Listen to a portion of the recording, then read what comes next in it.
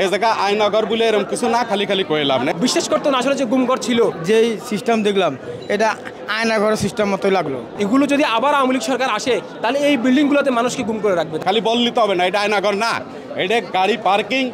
বিদেশে এর চাইতে ভয়াবহ পার্কিং করে। আপনারা অনেক লোক বুঝবেন, এই যে গাড়ি নামবে, এই যে গাড়ি উঠবে, খেয়াল করেন, এই যে দেখা যাচ্ছে। এরপরে নিচতলায় গাড়ি পার্কিং, থাকার জায়গা। এই জায়গা আয়নাগর বলে এরকম কিছু না, খালি খালি কয়ে লাভ নেই। অনেকের মত আছে, অনেকে অনেক কথা বলে, অনেক কথা বলে যে আয়নাগর বলতে মনে হয় না আর কি, আমার মনে হয় না। আমি সাধারণ একটা জনগণ, আমার মনে হয় না। এখন বলবেন যে আপনি কি আয়নাগর দেখছেন নাকি, বানাইছেন নাকি? আসলে না, আয়নাগর একটা টর্চার সেল আয়নাগর, কিন্তু সেরম না, সম্পূর্ণ গাড়ি পার্কিং। যুগের সাথে তাল মিলিয়ে হয়তো বড় ধরনের প্ল্যান ছিল, এটি যে পার্কিং প্ল্যান ছিল বড় ধরনের পার্কিং, গাড়ি পার্কিং। আর সেরেফ এটা আমি ঘুরে ঘুরে দেখছি ভাই, এটা করার অন্য কিছু না আমার জানা মতে। আমরা তো আসলে দেখতে নাই, শুনেছি, মানুষের কাছে শুনছি, পরে আমি সচক্ষে আজকে দেখতে আইছি। কিন্তু আমার ছোট মানুষ, ক্ষুদ্র মানুষ, সেই অভিজ্ঞতা বলে যে এটা আয়নাগর না।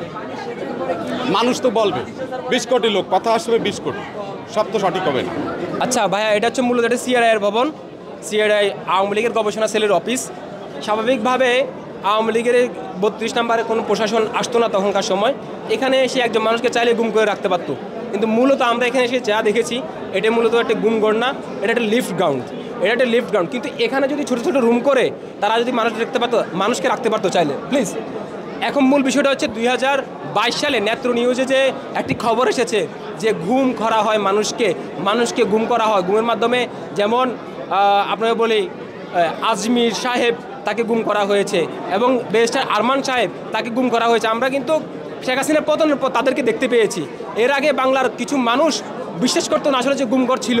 এই যে সেনাবাহিনীর গুমঘর, ডিজিএফের গুমঘর, এরপরে যে ডিবির যে গুমঘরগুলো আছে, সেগুলোকে গুড়িয়ে দিতে হবে, জনগণের সামনে আনতে হবে। আজকে যে মানুষ এখানে একটা রিউমার ছড়াচ্ছে, গুজবের মাধ্যমে মানুষ এখানে আসতেছে, দেখতেছে, আসলে এই বিল্ডিংগুলোকে রাখা যাবে না।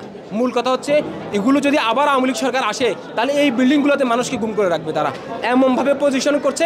স্বাভাবিকভাবে আমাকে যদি এখানে বন্দি করে রাখা হয়, আমার 14 গোষ্ঠী এখানে কেউ আসতে পারবে না, কারণ শেখ হাসিনা সরকার ক্ষমতায়, এখানে পুলিশ সেনাবাহিনী এখানে নিরাপত্তা দিয়ে রাখছে, কেউ এখানে আসবে না। সবাই, আমাকে যদি গুম করা হয় বা আমাকে যদি কেউ নিয়ে যাওয়া হয়, সবাই যাবে থানায়, সবাই যাবে র্যাবের কাছে, সবাই যাবে ধরেন হচ্ছে যে বিডিআর।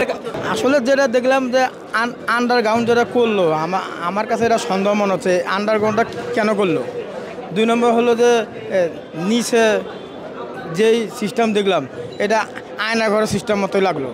কারণ আয়নাঘর যেইভাবে আমরা শুনছি একবার সেম সেই কাজটা এখানে মনে হয়েছে আমার কাছে, এই আর কি।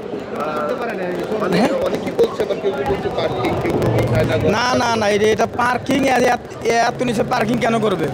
পার্কিং তো একতলা আছে, নিচতলা তাহলে কি, নিচতলা কিসের পার্কিং করবে? এইগুলো যারা বলতেছে তারা আসলে না বুঝি বলতেছে।